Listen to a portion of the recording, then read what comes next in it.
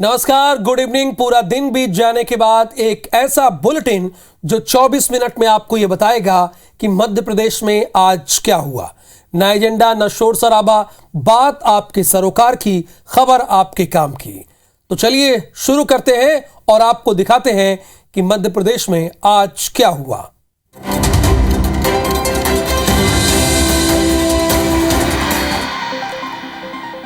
मध्य प्रदेश में हनुमान चालीसा पर बवाल थमने का नाम नहीं ले रहा है। अब सीहोर के वीआईटी कॉलेज में एनएसवाई के कार्यकर्ताओं ने हनुमान चालीसा का पाठ किया। इस मुद्दे पर कांग्रेस ने भी हमला बोला।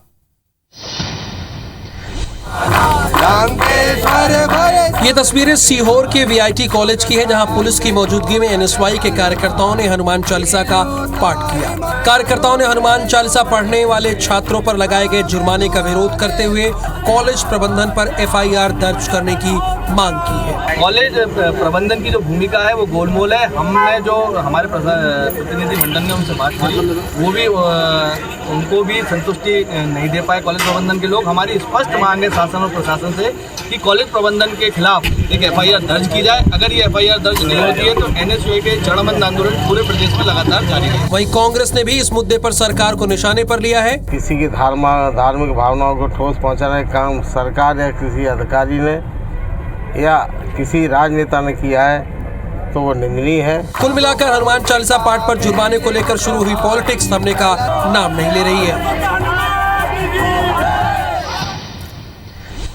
ओटीटी प्लेटफॉर्म्स पर आपत्तिजनक कंटेंट पर कांग्रेस ने प्रेस कॉन्फ्रेंस करते हुए भारतीय जनता पार्टी पर धार्मिक भावनाएं भड़काने का आरोप लगाया और बीजेपी सरकार पर कई गंभीर आरोप भी लगाए। कांग्रेस ने आज प्रेस कॉन्फ्रेंस में बीजेपी सरकार पर धार्मिक भावनाओं को आहत करने का आरोप लगाया है। कांग्रेस मीडिया विभाग के उपाध्यक्ष अजय सिंह यादव ने कहा कि ओटीटी प्लेटफॉर्म पर धार्मिक भावनाएं भड़काने वाली फिल्मों पर सरकार ने सिर्फ बयानबाजी की, लेकिन कार्रवाई कुछ भी नहीं हुई। उन्होंने कहा कि काली फिल्म को लेकर दिए गए लुकआउट नोटिस का क्या अंजाम होगा पता नहीं। अजय सिंह यादव ने आरोप लगाते हुए कहा कि बीजेपी नेता सिर्फ नौटंकी करते हैं। बीजेपी सरकार केवल धार्मिक भावनाओं को भड़काकर राजनीति करती है। कांग्रेस पार्टी का ये स्पष्ट आरोप है कि भारतीय जनता पार्टी और उनके नेता हिंदू धर्म की भावनाओं को आहत करने वालों पर गंभीर कार्रवाई नहीं करते हैं, केवल राजनीति करते हैं। ऐसे मुद्दों से राजनीतिक लाभ लेने की कोशिश कर रहे हैं, अन्यथा इस तरह की कार्रवाइयां बार बार सरकार की नाक के नीचे संभव नहीं है। कांग्रेस ने आरोप लगाया कि हिंदू धर्म की भावनाओं को सरकार की नाक के नीचे लगातार आहत किया जा रहा है। नगरीय निकाय चुनाव के पहले चरण के कुल 16 में से 11 नगर निगमों समेत 133 निकायों में मतदान ने प्रदेश में एकदम नए वोटिंग ट्रेंड का खुलासा किया है। ये नया वोटिंग ट्रेंड क्या है, आपको रिपोर्ट में दिखाते हैं। मध्य प्रदेश में ओबीसी वर्ग के मतदाता सबसे ज्यादा हैं, लिहाजा विधानसभा, लोकसभा और निकाय चुनाव में ओबीसी मतदाताओं का प्रतिशत हमेशा निर्णायक भूमिका में रहता है। लेकिन इस बार ये ट्रेंड बदला है। वहीं सामान्य वर्ग के मतदाताओं ने इस बार वोटिंग में दिलचस्पी नहीं दिखाई है, जबकि नए ट्रेंड में अल्पसंख्यक वर्ग के मतदान प्रतिशत में जबरदस्त इजाफा हुआ है। विधानसभा वार मतदान प्रतिशत की रिपोर्ट में ये खुलासा हुआ। तो अल्पसंख्यक वर्गों को जिस तरह से भाजपा ने परेशान किया, वो मत के रूप में बाहर आए और इससे निश्चित ही कांग्रेस पार्टी को लाभ मिलेगा। वहीं बीजेपी का कहना है कि मतदान के नए ट्रेंड से पार्टी को कोई फर्क नहीं पड़ता। सभी जातियों के, सभी संप्रदायों के वोट भारतीय जनता पार्टी की गरीब कल्याण योजनाओं को मिलते हैं, ये तय है। इसलिए इस प्रकार का ट्रेंड यदि कोई है तो उससे भारतीय जनता पार्टी को कोई फर्क नहीं पड़ता। अल्पसंख्यक वोटर्स का मतदान प्रतिशत बढ़ने और ओबीसी का कम होने पर कांग्रेस फूली नहीं समा रही है, तो वहीं बीजेपी इस ट्रेंड पर खुलकर कुछ नहीं कह पा रही है। तो नगरीय निकाय चुनाव में ग्वालियर नगर निगम सीमा में कम मतदान ही की समीक्षा हो रही है। अधिकारी अपने अपने स्तर पर यह समझने में जुटे हैं कि आखिर चूक हुई कहां। वहीं बीजेपी भी अफसरों पर ही ठीकरा फोड़ रही है।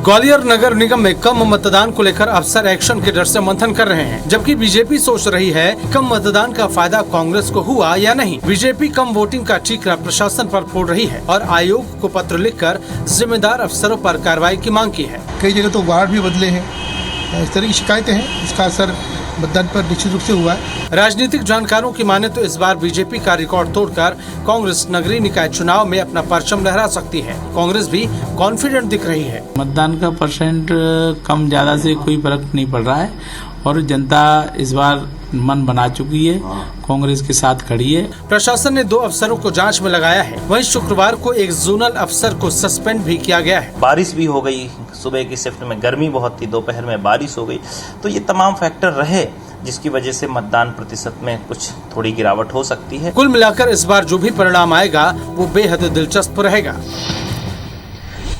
एमपी में शहर सरकार के लिए दूसरे चरण का मतदान अभी बाकी है। इसमें 5 नगर निगम समेत कुल 214 निकायों में वोटिंग होनी है। इसमें 5 नगर निगमों पर सियासी दलों का पूरा फोकस है, लेकिन खास बात यह है कि दोनों ही दलों ने अपनी जीत के लिए चुनावी रणनीति बदल दी है। पहले चरण के निकाय चुनाव में कम वोटिंग के बाद दोनों पार्टियों ने दूसरे चरण में इस पहलू पर भी फोकस करना तय किया है। इसके तहत बीजेपी के बूथ स्तर के कार्यकर्ता खुद घर घर जाकर मतदाता पर्ची बांटेंगे और मतदाता पर्ची ढूंढने में मदद करेंगे। बीजेपी ने बूथ मैनेजमेंट के लिए बनाए त्रिदेवों को अलर्ट कर दिया है। इस बार पार्टी ने तय किया कि हमारे कार्यकर्ता घर घर से जाकर मतदाताओं को निकालेंगे, उनको बताएंगे कि उनको वोट कहां डालना है। वहीं कांग्रेस अपने परंपरागत वोट बैंक वाले इलाकों पर ज्यादा ध्यान दे रही है। पार्टी पहले चरण की तरह सोशल मीडिया समेत बारिश की दिक्कतों को भी ट्रम्प कार्ड की तरह इस्तेमाल करेगी। भाजपा जिस तरह से बौखला रही है वो उनकी हार दिखा रही है। कांग्रेस पार्टी को भारी समर्थन पहले चरण में भी मिला है और दूसरे चरण में भी कांग्रेस को सभी जगह भारी जन समर्थन मिल रहा है। कुल मिलाकर निकाय चुनाव के दूसरे दौर में बीजेपी कांग्रेस उन खामियों को दूर करना चाहती है जो पहले चरण में हुई है। यही वजह है कि दोनों ही दल रणनीति बनाने में जुटे हैं। जबलपुर पहुंचे केंद्रीय मंत्री ज्योतिरादित्य सिंधिया ने नगरीय निकाय चुनाव में बीजेपी की जीत का दावा किया और कांग्रेस पर जमकर निशाना साधा।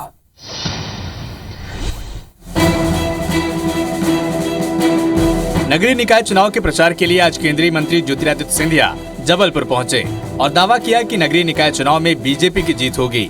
सिंधिया ने कहा कि केंद्र और प्रदेश के संयुक्त नेतृत्व में पहले से ही बीजेपी की सरकारें चल रही हैं। ऐसे में नगर निगम में बीजेपी काबिज होकर ट्रिपल इंजन की सरकार बनाएगी। जो डबल इंजन की सरकार है वो अब ट्रिपल इंजन की सरकार बनने जा रही है और सारे नगर निगमों में प्रचंड बहुमत से भाजपा के प्रत्याशी जीतेंगे। कांग्रेस द्वारा ईवीएम पर सवाल उठाए जाने पर केंद्रीय मंत्री ज्योतिरादित्य सिंधिया ने कांग्रेस के नेताओं को निशाने पर लिया और कहा कि जब हार निश्चित होती है तो प्रश्न उठने लगते हैं। भारत सबसे पुराना प्रजातंत्र है और प्रजातंत्र की प्रणाली पर प्रश्न चिन्ह लगाना उचित नहीं है। हार निश्चित होता है तो प्रश्न उठने शुरू हो जाते हैं। जनता का विश्वास कांग्रेस से पूरी तरह से उठ गया है। सिंधिया ने अमरनाथ हादसे पर भी दुख जताया। निकाय चुनाव में प्रचार करने के दौरान नेता प्रतिपक्ष गोविंद सिंह ने बीजेपी नेताओं पर जादू टोना करने का आरोप लगाया है और कांग्रेस की जीत का दावा भी किया है।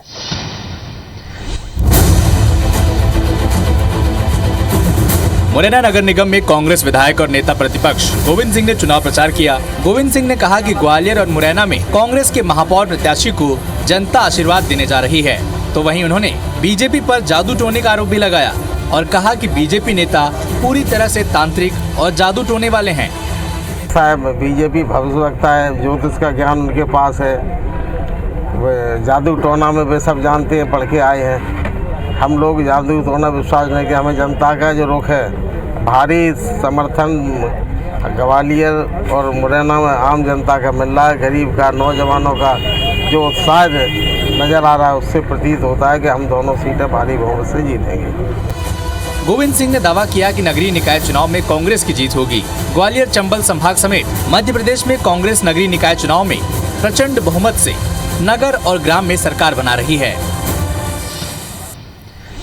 सरकारी अफसरों पर सत्ता पक्ष के लिए काम करने का आरोप लगाकर कांग्रेस एक नए जुमले का इस्तेमाल कर रही है। क्या है यह नया जुमला, आप इस खास रिपोर्ट में देखिए।